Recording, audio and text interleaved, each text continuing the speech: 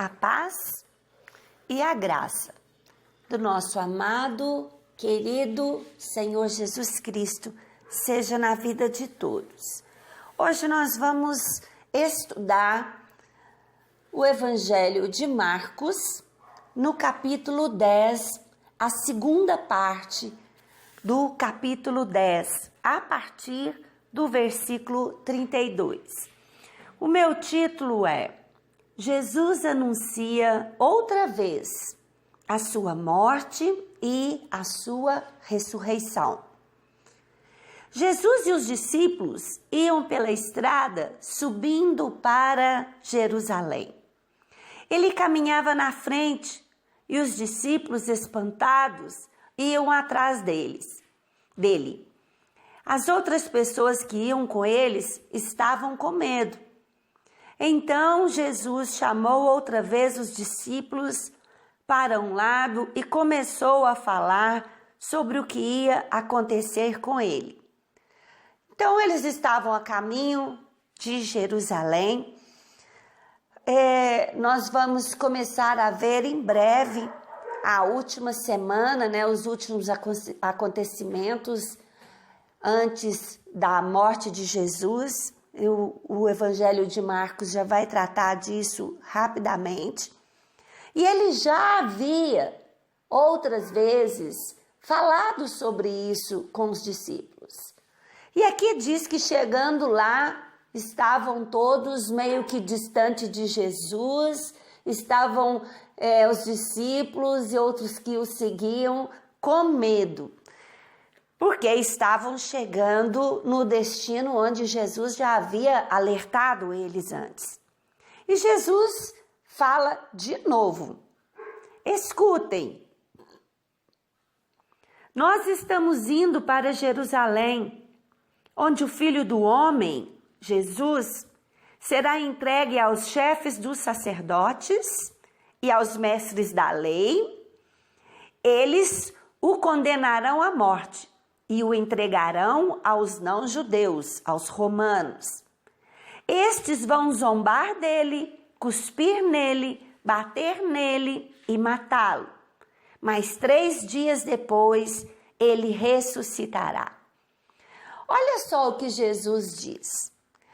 O que havia dito o profeta Isaías, no capítulo 52, ele fala alguma coisa sobre esses dias de Jesus, e principalmente no capítulo 53 de Isaías. Jesus veio ao mundo com uma missão. Imaginemos como deveria ser difícil, hein? Jesus saber de todos esses detalhes que o aguardavam. Até então, Jesus pedia às pessoas que recebiam milagres para não contar, para não esparramar e esse dia ser abreviado. Jesus tinha tudo sobre controle, quando deveria ser, o quanto ele deveria ensinar, o que deveria ser relatado para nós. E ele dizer de si mesmo: o Filho do Homem vai ser passado de mãos em mãos, até chegar nos romanos, e vão escarnecer dele, colocam uma coroa de espinho, colocam um manto para dizer que ele é rei, e batem, e dão chicotadas em Jesus. Então Jesus fala isso, só que ele já vem falando novamente, mas ele diz: mas no 3º dia eu vou ressuscitar. Quer dizer, ele via um objetivo final. Isso é para nós também. Mas nós passamos por tribulações, por aflições, mas Jesus é conosco, ele prometeu que seria conosco todos os dias, mas nos aguarda a coroa da justiça, nos aguarda a vida eterna com Deus. Então tem toda uma luta, todo um sofrimento, mas tem um mas que é tão convincente que é tão consolador, nos traz tanta esperança, tanta fé. Depois, Tiago e João, irmãos, filhos de Zebedeu, chegam até Jesus quando ouve essa expressão, ressuscitar, quer dizer, Jesus voltaria para sua glória junto ao Pai, e eles fazem um pedido para Jesus, coisa à toa, né? Nada assim expressivo, não. Eles chegam a Jesus e falam: Senhor, a gente gostaria de fazer um pedido para o Senhor. E eles, fala, né? Ele é mineiro aqui. Fala, né? E eles falaram: quando o Senhor estiver na glória, gostaríamos de estar um de nós assentado à sua direita e o outro assentado à sua esquerda. Veja bem, os discípulos já haviam discutido essa questão entre quem é o maior, quem é o mais grande, quem é o mais importante. Aí agora vem Pedro, vem Tiago e João, assim meio que, né, escondidinho no ouvido de Jesus, já que o Senhor vai morrer, já que o Senhor vai ressuscitar, né, providencia para nós estarmos numa posição de honra. Veja bem, isso nos ensina tanto, né? Porque os homens hoje somos tentados, né? Ou por ganância por dinheiro, ou por ganância por poder. A política, quem é maior, isso é coisa do mundo. E as coisas do mundo não tem nada a ver com as coisas do reino. Então Jesus responde para eles: vocês não sabem o que estão me pedindo. Por acaso vocês podem beber o cálice que eu vou beber? E podem ser batizados como eu vou ser batizado? Podem. Vocês podem? Podem beber o cálice que eu vou beber? E não é que eles respondem e dizem para Jesus: de fato, podemos. Podemos, tranquilo. Lembrando que, chegando em Jerusalém, eles já estavam até meio afastados de Jesus, hein? Não tinha ninguém perto de Jesus chegando próximo a Jerusalém. E agora eles dizem: podemos beber o cálice do Senhor? Ser batizado na sua morte? Podemos, sim, claro. Aí Jesus responde: de fato, vocês beberão o cálice que eu vou beber e receberão o batismo com que eu vou ser batizado. Mas eu não tenho direito de escolher quem vai sentar à minha direita e à minha esquerda, pois foi Deus quem preparou esses lugares e Ele os dará a quem quiser. Jesus não está negando aqui que alguém pode sentar à sua esquerda ou à sua direita, né? Mas ele mesmo diz estar assentado à direita do Pai. Agora ele diz que o Pai é quem vai decidir quem vai estar mais perto de Jesus numa situação assim de honra, de autoridade. Só que Jesus está querendo dizer para eles: sim, vocês vão sim beber o meu cálice. Sabe o que Jesus estava querendo dizer? Da vida dos apóstolos, da vida dos discípulos, e discípulos, e discípulos, e discípulos, até chegando até nós, até chegando ao final dos últimos dias, nós bebemos do cálice de Jesus. Dos 12 apóstolos, a maioria tem relato, principalmente na história, né, dos judeus, que Pedro foi crucificado de cabeça para baixo. Tiago tem um relato na Bíblia, né? Um dos Tiagos aqui, que ele, desde o início da perseguição, ele morre com uma lança do lado.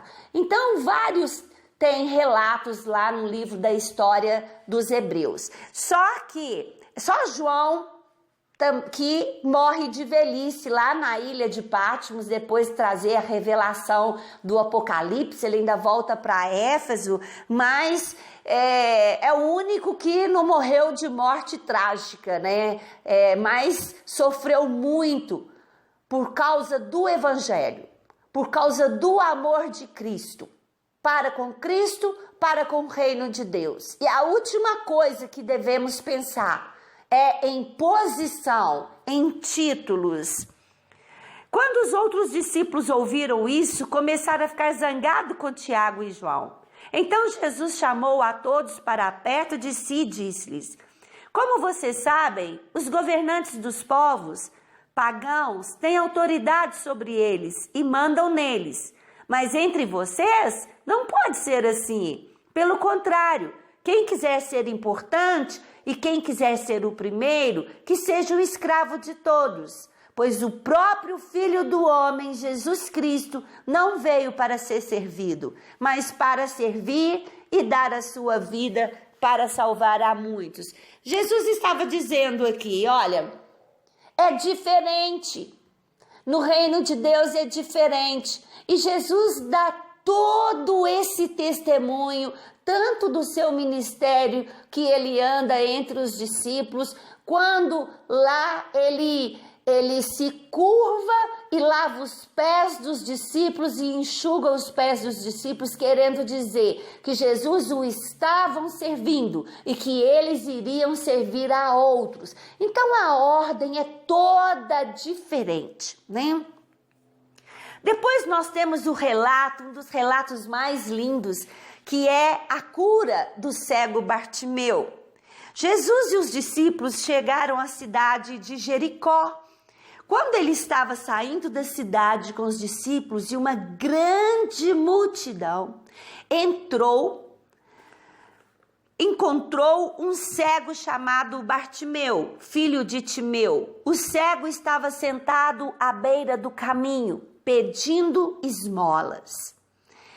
Nem todas as pessoas que Jesus fez um milagre citam o nome. Aqui cita o nome. Possivelmente era um Bartimeu, né, um homem conhecido ali na região. Estava sentado à beira do caminho, aguardando esmolas. Geralmente tem um ponto específico, um lugar específico para receber esmola.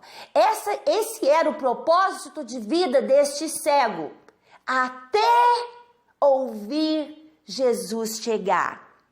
Quando ouviu alguém dizer que era Jesus de Nazaré que estava passando, o cego começou a gritar: Jesus, filho de Davi, tem misericórdia de mim.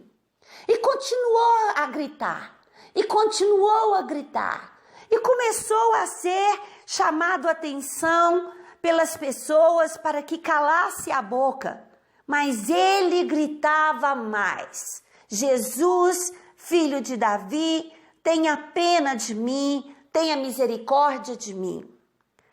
Quantas vezes as pessoas querem nos calar? E falam contra o nosso Deus, e falam contra nós, e falam que Deus não está agindo na nossa vida, querem nos calar. E eu sempre digo que essa é uma das menores orações que nós temos na Bíblia, e tão poderosa. Jesus, filho de Davi, tem misericórdia de mim. Tem hora, querido e querida, que as coisas estão tão difíceis. Eu confesso, sabe? Tem hora que o orar tá difícil, você não sabe como, você não sabe o que pedir, você tá num desespero, e talvez a sua oração vai ser como a desse cego. Jesus, filho do Deus Altíssimo, Jesus, tu és poderoso, tem misericórdia de mim, e grita, e grita, e grita. E então, Jesus ouviu. Jesus ouve quando a gente grita pelo nome dele. Jesus ouviu e mandou chamar o cego.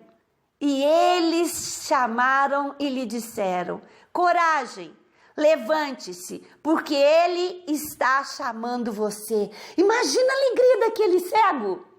Jesus me chamou. Jesus está me chamando. Ele me chamou. Ele está nos chamando. Ele está falando, eu te ouvi, vem, chega mais perto de mim, me busca, receba de mim. E então, quando ele chega até Jesus, Jesus pergunta para ele, como se não soubesse, né? Claro, ele quer ouvir da nossa boca. O que você quer? Perguntou para ele. Só que antes disso, quando ele vai até Jesus, ele deixa a capa. Essa capa que ele deixa já tem tanto ensinamento que eu não teria tempo para falar sobre ela. Mas ela significava tanto o ponto de que marcava que aquela pessoa era um pedinte, como também ela marcava, ela classificava aquela pessoa. Era a única coisa que ele tinha. Ele deixou para ir até Jesus. Aprendendo aqui com o cego de Jericó. Ele deixou tudo para ir até Jesus. E quando ele pergunta que quer ver, Jesus fala, seja feita segundo a sua fé. E ele é curado. E as últimas palavras desse cego aqui, que relato sobre ele, é que ele passa a seguir Jesus. Ele não faz como muitos, que recebe o milagre, recebe a sua bênção e deixam de seguir Jesus. Ele recebe a sua cura por causa da sua fé, por causa da sua atitude, e ele passa a seguir Jesus. Eu sei que Deus falou muito forte nos nossos corações hoje. Medita nessas palavras e Ele vai falar também mais no seu coração. Jesus te abençoe.